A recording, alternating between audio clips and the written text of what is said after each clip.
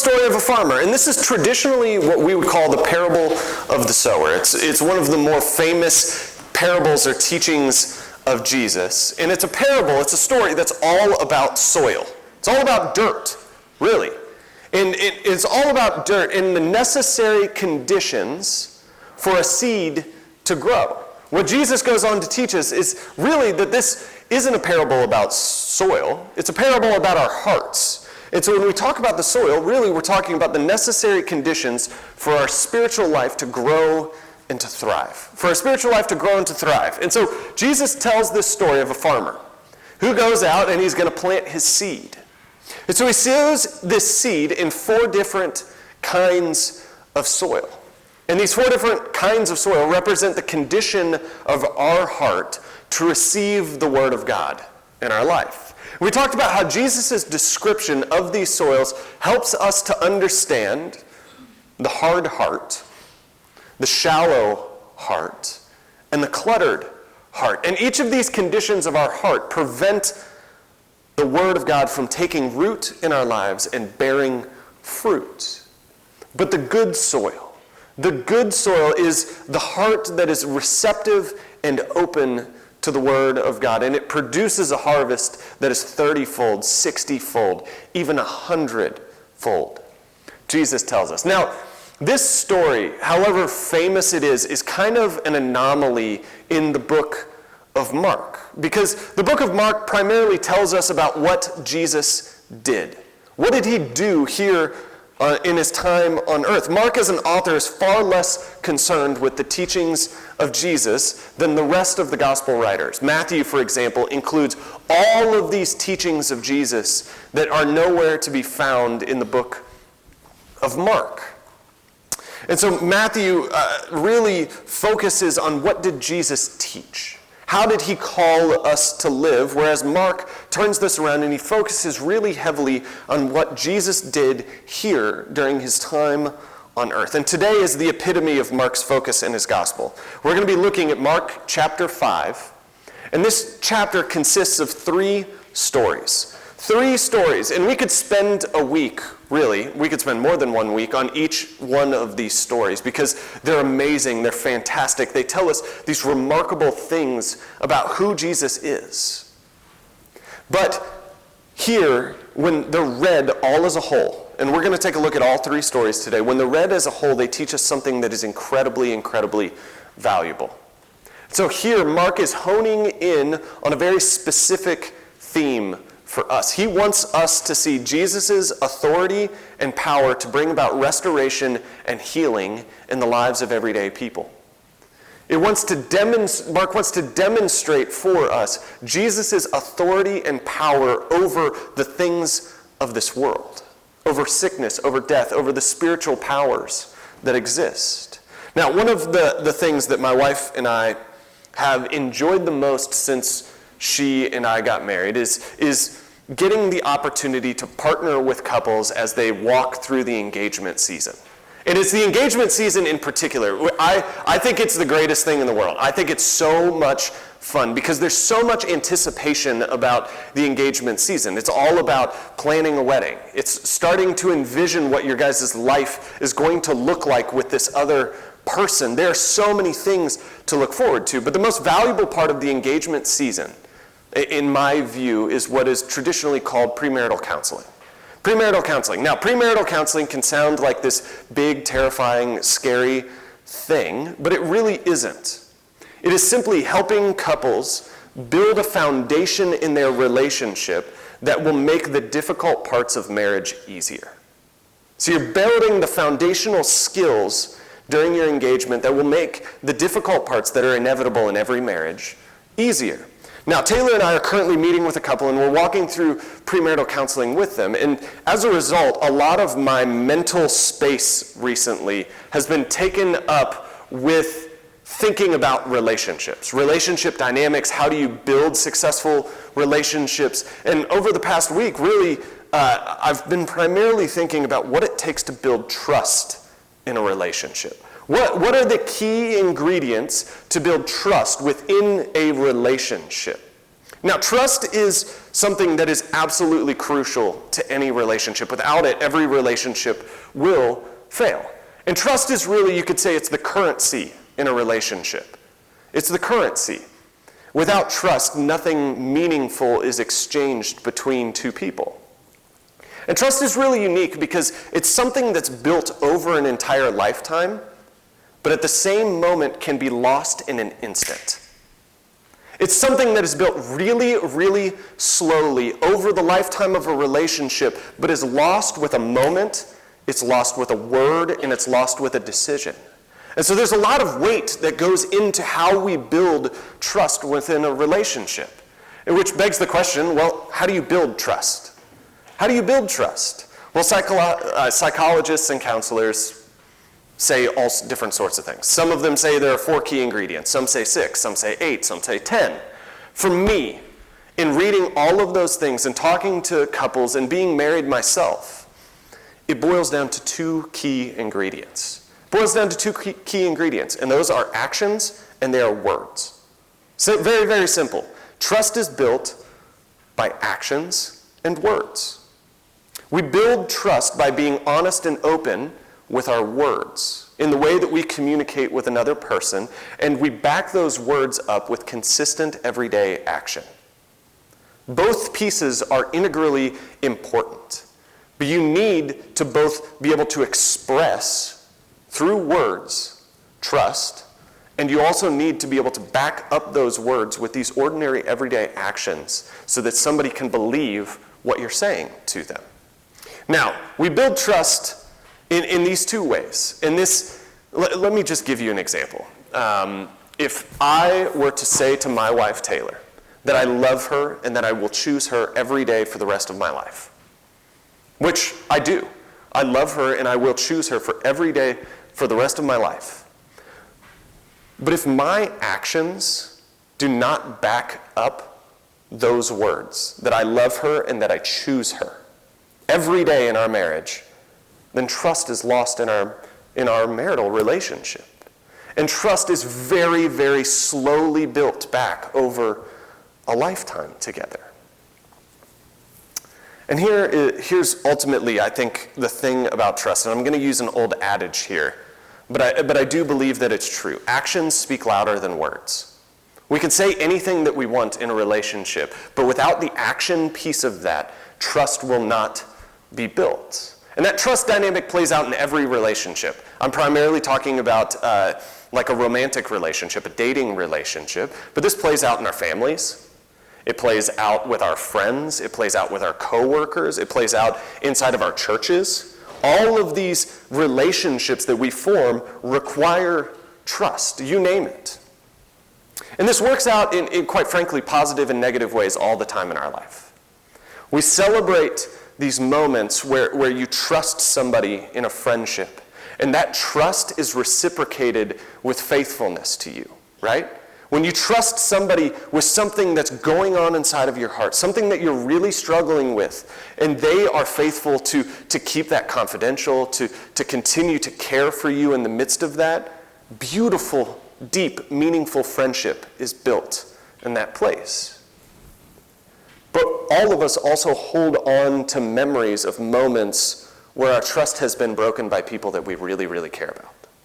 Whether that is familial relationships, whether that is past dating relationships, whether that's friends or in the workplace, even in churches, where trust is broken inside of churches, that's where we get church hurt. Well, if we can hold on to this tension between actions and words as the foundational piece of trust, then you can see what Mark is ultimately doing in his narrative. He puts what Jesus did during his time here on earth in front of you. And what he's doing is he's relying on Jesus' actions to make a case for who he claims Jesus to be. He's saying, it doesn't matter what I say. I can make all the claims I want. Let me put the person of Jesus in front of you, and his actions will demonstrate that you can trust that he is who I'm claiming him to be.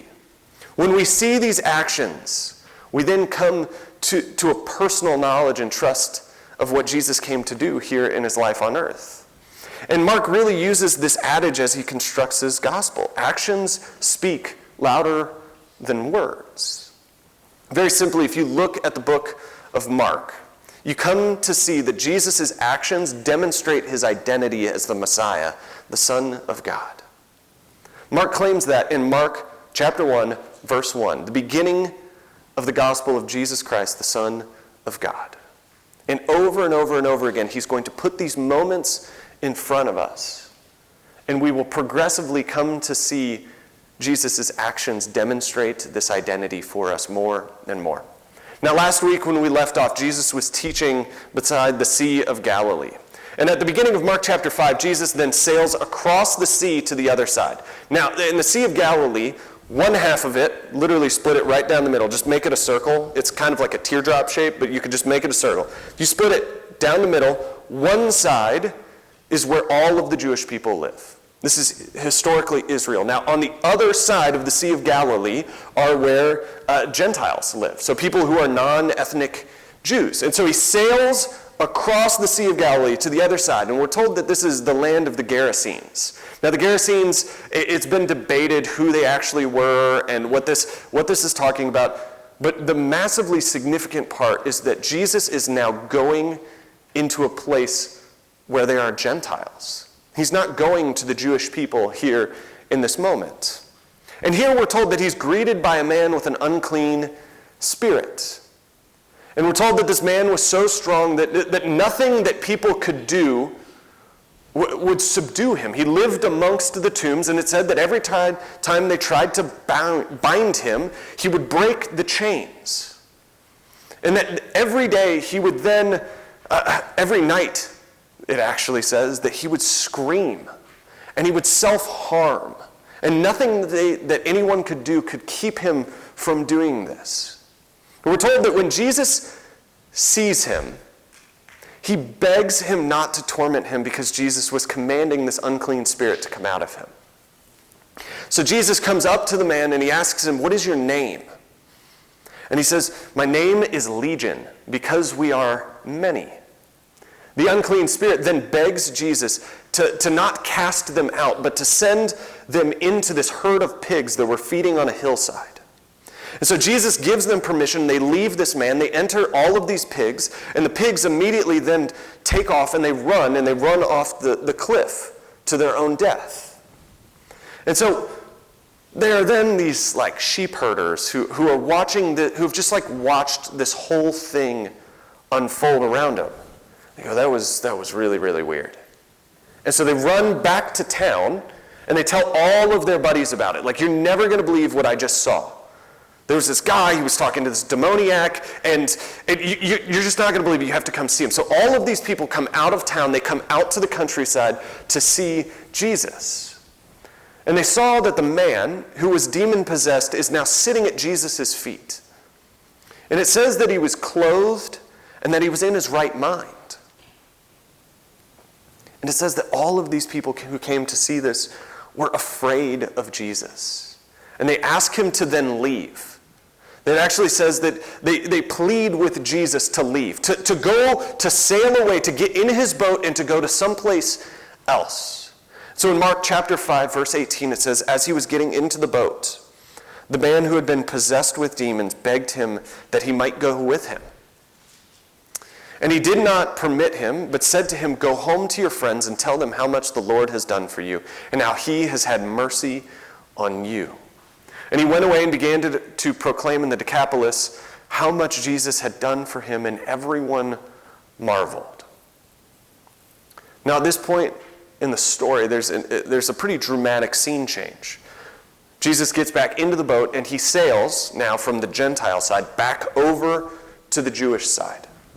And as he gets out of the boat, he's immediately greeted by this large crowd of people who are waiting for him as he lands. And in the midst of this crowd, there's a man named Jairus. And Jairus was one of the rulers of the synagogue, the place of local worship for the Jewish people. And he comes to Jesus, and it says that he begs him to come to his house. And he wants him to come to his house because he just wants Jesus to lay his hands on his daughter who is sick and dying. So Jesus agrees to go with Jairus, that he will go and he will heal his daughter. And so Jesus begins to walk towards the man's house, but there's just this crowd surrounding him. If you guys have ever been to a large sporting event, if you guys have ever been to an NFL game or a big college football game, it's like that. You guys know that feeling where you're just surrounded on all sides by people. There's just people pressing in. You move very, very slowly. There are people, it's just, everybody's rude. Like, I've never been to a football stadium where it's like, oh, wow, you're really polite and courteous, and you allowed me to walk where I was walking. It doesn't work that way. So there's this crowd that's just pressing in around Jesus. And it's at this point that we're introduced to a new character in the story. We're told that there's this woman who's been bleeding for 12 years. Now, scholars and commentators believe that this woman, from the language, had been suffering from some sort of menstrual disorder. And she'd been bleeding for 12 years. She had spent all of her money on doctors, and she wasn't getting any better. It actually tells us that she was getting worse. Now, some of you guys have been in this situation with your family members. So you know the kind of despair that you feel in a moment where you are sick or your loved one is sick, and you go to doctor after doctor, and nobody can explain to you what's wrong with you. Nobody can give you any relief. Nobody can heal you of what's going on in your body. And so you get to a point where you're just at your last hope. You don't know what else to do. You don't know where else to turn. And that's where this woman is at. And so she's heard about this Jesus person. She's heard about him. And so she comes up behind him in this massive crowd. And in this last-ditch effort to find healing in her life, she comes up behind him and she just touches his cloak. She just touches his cloak, essentially saying, I don't know what else to do, but I've heard about a man who might be able to heal me, so I'm just going to touch his cloak. It says that she was thinking to herself, even if I touch his garments, I will be made well.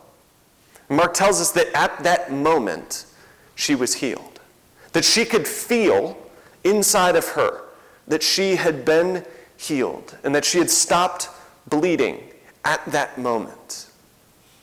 And then we're told that Jesus feels this power go out of him. He feels this power go out of him, so he says to the crowd, who touched me? Who touched me? And his disciples who are around him are like, what do you mean? Look at all the people. Everybody's touching everybody. How are we supposed to know who touched you? In Mark 5, verse 33, it says, but the woman, knowing what had happened to her, came in fear and trembling and fell down before him and told him the whole truth. She told him her entire story. And he said to her, daughter, your faith has made you well. Go in peace and be healed of your disease. Now this woman in Jewish culture would have been ritually unclean. Women who were menstruating or bleeding, or people who were bleeding, were ritually unclean, which meant that they weren't supposed to be around people. Because if a ritually unclean person touched another person, touched you, then you were then also ritually unclean. You had to go through all of the steps to make yourself clean again. And so Jesus would have had every right in this moment to be upset with this woman because she caused him to now be ritually unclean by touching him. And we initially, as readers, assume that he is. His question, who touched me, is stern in nature. It doesn't convey this sense of love or compassion. But what we see is that Jesus demonstrates this great love and care for her, this compassion and empathy. And you could almost feel it coming from deep within him. Daughter, your faith has made you well. Go in peace and be healed of your disease. But we can't forget about Jairus' daughter, who we're told is on her deathbed. It says that while Jesus was still speaking, some came from Jairus' house and told the father that his daughter had passed away. Therefore, there was no reason for Jesus to come to his home anymore. And so Jesus overhears this conversation taking place, and he says to this now grieving father, don't fear, only believe. Don't fear, only believe. And so he continues on his way, and he walks to this man's house with a few of his disciples, and he sees people outside mourning. And he says to them, why are you so sad? Why are you so sad? She's not dead, she's only sleeping. And we're told that these mourners then laugh at Jesus. They laugh at him. It doesn't make any sense. No, she's dead. She's not sleeping. So Jesus ushers everybody out of the house except for the mother and the father. And in Mark 5, verse 41, he says, taking her by the hand, he said to her, Talitha cum, which means, little girl, I say to you, arise. And immediately the girl got up and began walking, for she was 12 years of age. And they were immediately overcome with amazement. Here is an absolutely beautiful collection of 3 stories. And the depth of these stories you could understand just wanting to dwell in one of them, to meditate on it, to really feel, to enter the scene and to imagine what this would be like. And in each one, the central theme is Jesus demonstrating his authority. He's demonstrating his authority. He commands authority over unclean spirits. He has authority over sickness. And he has authority over the power of death. And when we look at all 3 of these together, we realize that Jesus has authority over everything. He's been given authority over spiritual beings and all of the forces of this world. And he demonstrates this by performing this series of miracles and exorcisms with those who are socially outcast. A demoniac Gentile, a woman who is ceremonially unclean, and a child. Which begs the question, who did Jesus come here to serve? The least of these. Jesus came here for the least of these. He says in another place, I didn't come for the healthy, I came for the sick. His power is made manifest in our own weakness, and his great love is demonstrated in his care for those who are the outsider, the hurting, and the least of these. Each of these instances cause us to question, who is this Jesus? Who is this Jesus? Now, Jesus' authority is critically important for us to understand. It is critically important for us to stand. But I really want to hone in on the people's responses to Jesus' acts of healing, because really it's a tale of contrasts. The demoniac, first, he begs to follow Jesus in response to what he has done for him.